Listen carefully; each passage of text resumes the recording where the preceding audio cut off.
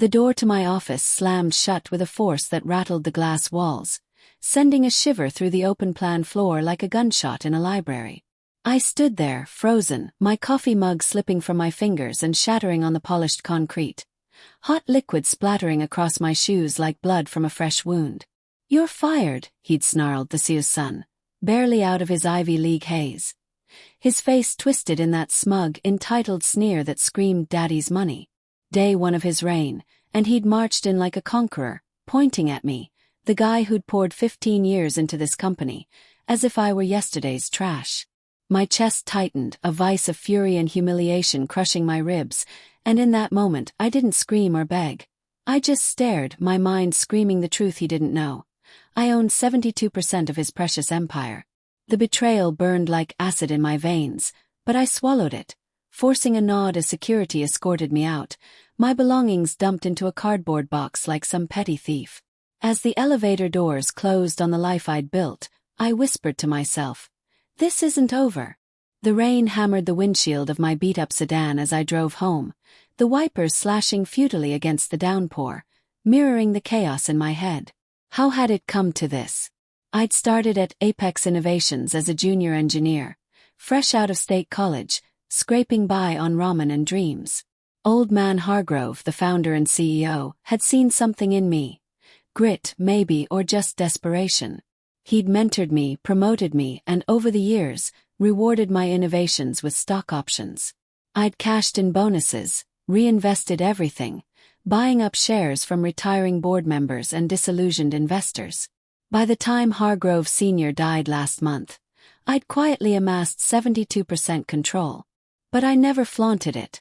I was the behind-the-scenes guy, the one who fixed the code at 3 a.m., not the spotlight hog.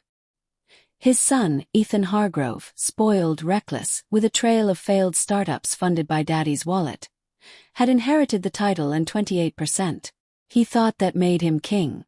The humiliation gnawed at me, a raw wound reopening with every red light. Fired on day one.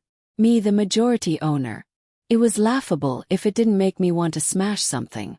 Pulling into my driveway, the house loomed dark and empty, a modest two-story in the suburbs that screamed middle-class stability, nothing like the Hargrove mansion I'd visited for company barbecues. My wife, Lena, was at her nursing shift, the kids at school. But I needed solitude to let the anger fester. I slammed the car door, the sound echoing in the garage like a final judgment. Inside, I paced the kitchen, the linoleum cool under my socks, the fridge humming mockingly. Heartbreak hit then, not just for the job but for the betrayal of trust. Old Man Hargrove had promised me a future here. We'd shaken on it over whiskey in his study. His eyes misty with age. "You're the son I wish I had," he'd said once, after I'd saved a major contract. Now his real son had erased me like a typo. Resentment boiled up, hot and bitter. Resentment toward Ethan for his arrogance, toward the old man for dying too soon, toward myself for staying silent too long. I poured a scotch, the amber liquid burning my throat, and sank into the armchair, staring at the family photo on the mantel. Me, Lena, our two girls smiling in the sun. What would I tell them? That Daddy got canned by a brat who didn't know I could crush him. Denial crept in as the alcohol warmed my blood. Maybe it was a mistake. Ethan couldn't have meant it. He'd realize soon enough. But no, the security guard's firm grip on my arm, the way the office hushed as I was paraded out, Ethan's parting shot. "We need fresh blood, not relics." Relic. A 42 after innovating half our patents. The word stung like a slap. I grabbed my laptop from the box, the screen flickering to life in the dim room. Logging into the shareholder portal, my secret weapon, I confirmed it. 72%. Control of the board, the votes, everything. Fantasies flooded my mind. Storming back in, revealing it all, watching Ethan's face crumple. But that was too easy, too quick. No, this demanded more. Obsession took root then, a dark seed sprouting in the soil of my rage. I'd make him suffer, feel the same gut-wrenching loss. But how? Doubt whispered. Was I capable? I'd never been vindictive. I fixed problems, built things.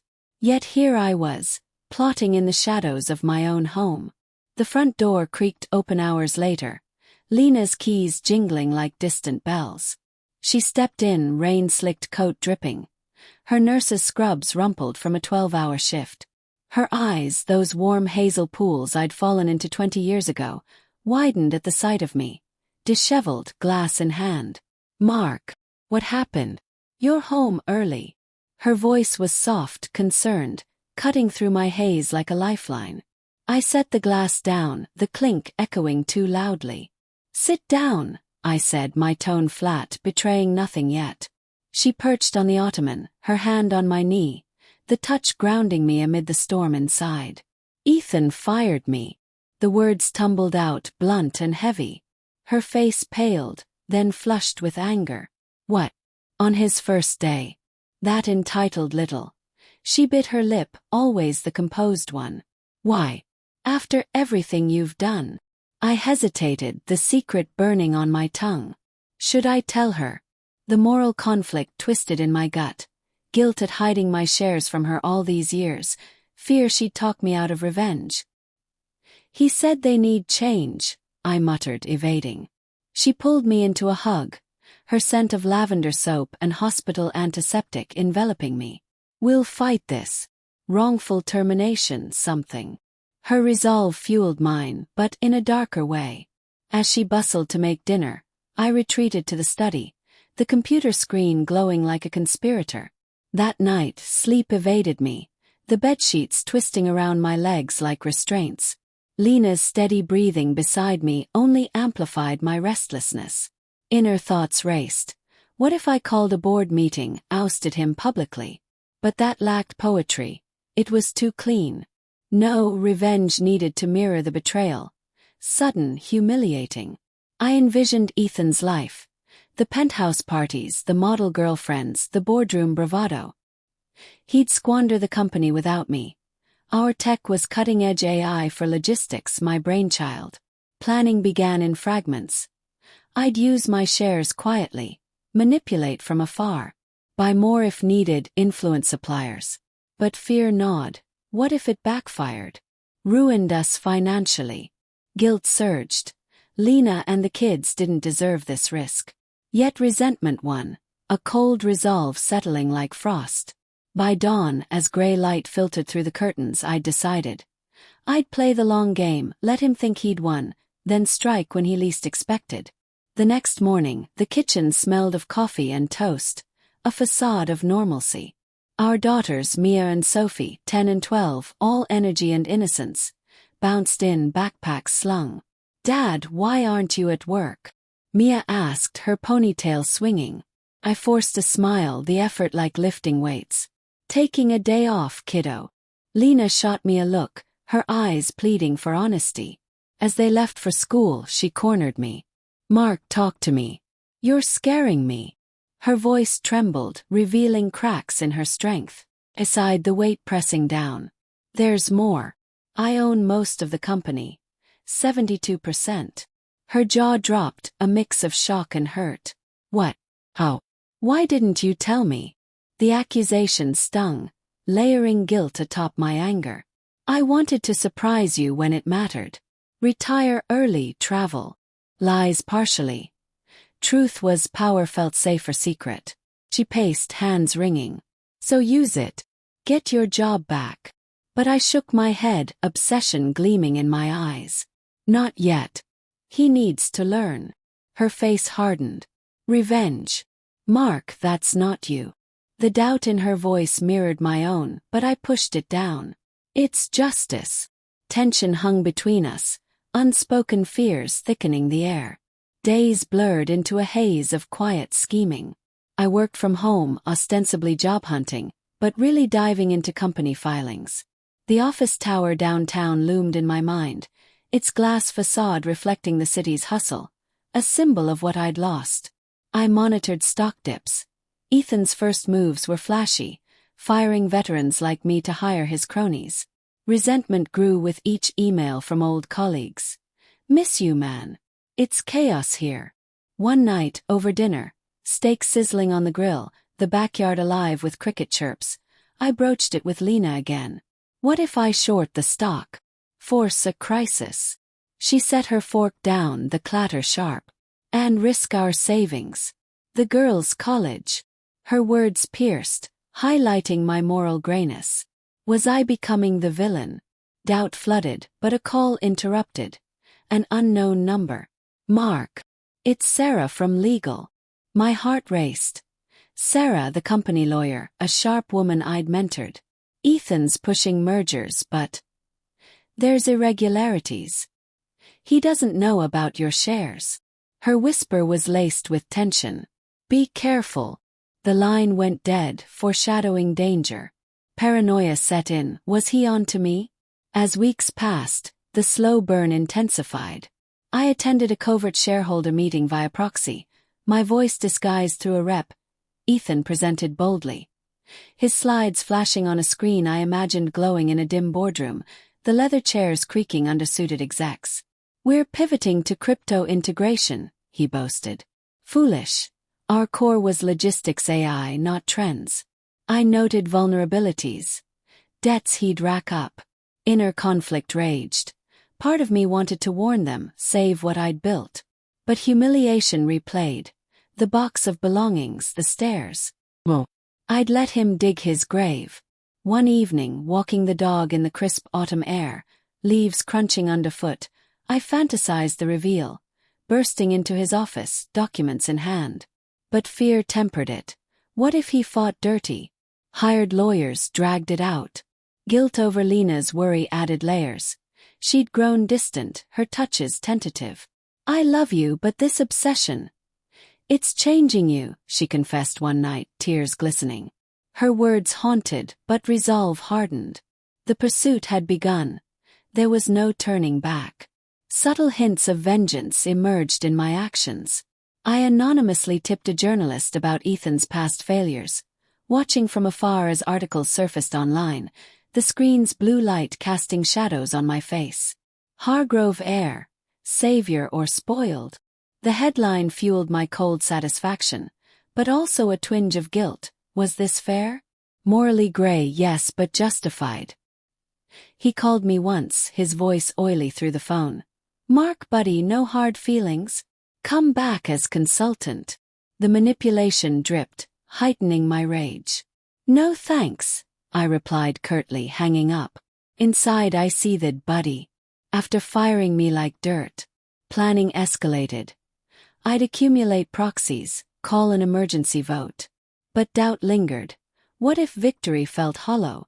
The emotional journey twisted, from heartbreak to obsession, each step pulling me deeper into the abyss. By month's end, tension peaked in quiet moments. Sitting in the park, the wind rustling through bare trees, I pondered the cost. Heartbreak over lost camaraderie, resentment toward Ethan's entitlement, guilt at my secrecy. Yet resolve crystallized. I'd own his downfall. As I returned home, the house lights warm against the dusk, I knew part two loomed, the retaliation undeniable. The boardroom smelled of polished oak and stale coffee, the long table gleaming under fluorescent lights that buzzed like angry bees. I stood outside the frosted glass doors, heart pounding in my ears, the folder in my hand heavy with evidence. Share certificates, voting proxies, the arsenal I'd built in shadows. It had been 3 months since the firing, 3 months of simmering rage and meticulous planning. Ethan was inside, pitching his latest folly, a merger with a shady crypto firm. His voice muffled but arrogant through the walls. I could picture him, gelled hair, tailored suit, gesturing wildly to the nodding suits. My palms sweated. This was the moment. But as I gripped the handle, doubt crashed in. Was this justice or destruction? The company I'd nurtured. Would I burn it to ash just to watch him fall? Guilt clawed, memories of old man Hargrove flashing. His gravelly laugh, his faith in me. Yet the humiliation replayed, fueling the cold resolve. I pushed the door open, the hinge creaking like a warning shot. Heads turned, a ripple of surprise washing over the room. Ethan's eyes locked on mine, widening in confusion, then narrowing to slits. What the hell are you doing here? He barked, his chair scraping back with a screech. The board members, gray-haired veterans and fresh faces, murmured, the air thickening with tension. I stepped forward, the carpet muffling my footsteps, and placed the folder on the table with a deliberate thud. "I'm here as majority shareholder," I said, my voice steady despite the storm inside. Gasps echoed. Ethan's face drained of color, a satisfying pallor. "Bullshit," he spat, snatching the papers, his fingers trembling. As he scanned, denial twisted his features. Shock, fury, realization. This can't be. But it was. I'd revealed nothing until now, letting him overextend, rack up debts with his reckless pivots. The merger he'd chased. It would have diluted shares, but my control blocked it. Suspense had built in my mind for weeks.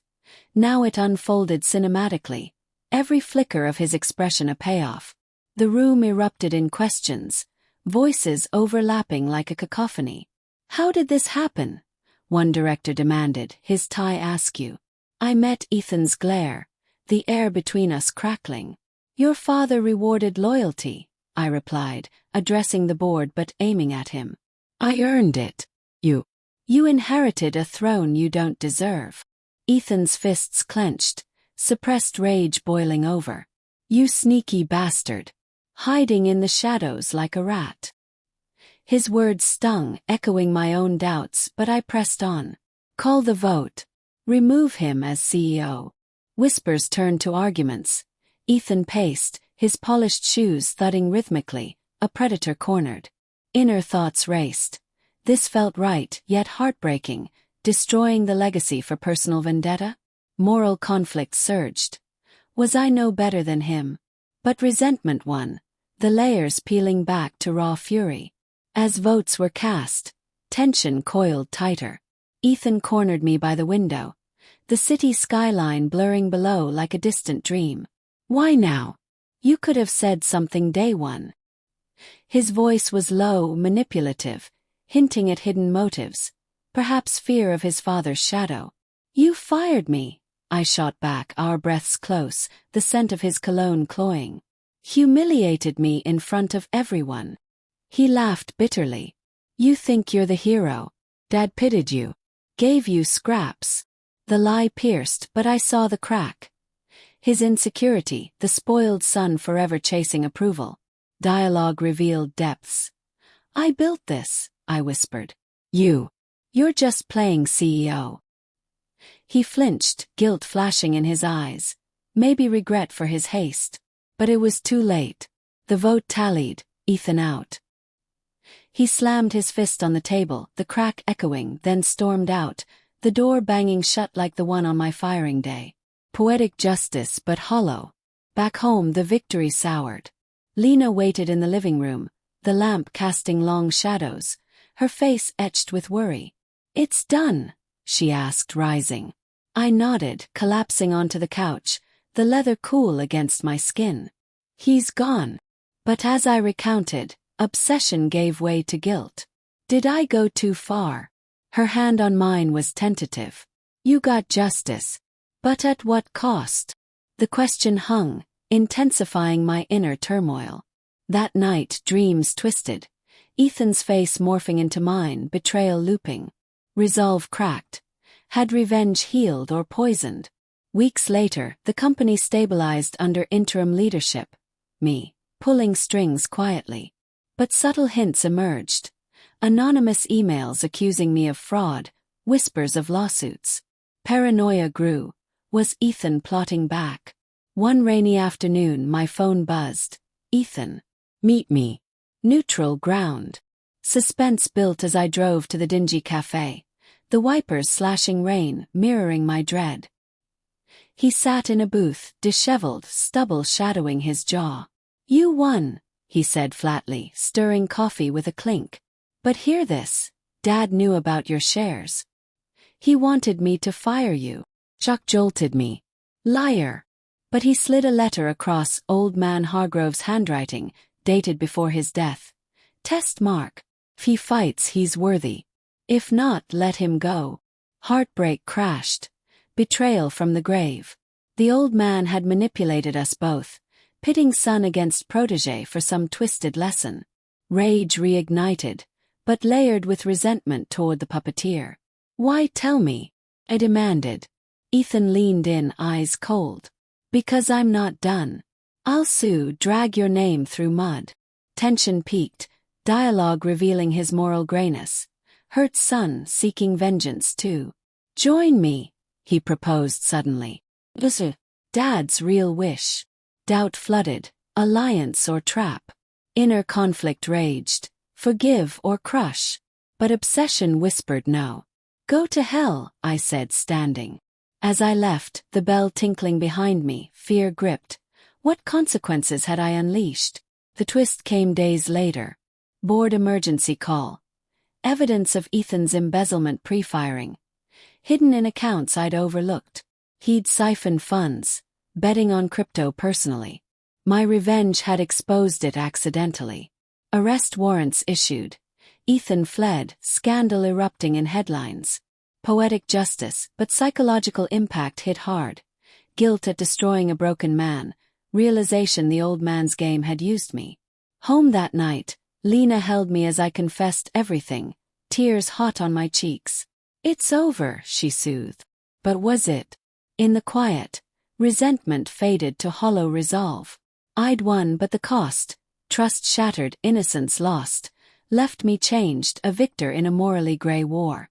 Unexpected consequences unfolded. The company thrived without Hargroves, but I stepped back, selling shares for a quiet life. Walking the girls to school, their laughter light in the crisp air, I pondered the journey. From fury to cold calculation, betrayal to bittersweet triumph. Revenge had delivered, but with a shocking twist. In owning his downfall, I'd freed myself from the shadows. Yet the emotional scar remained. A reminder that justice often cuts both ways.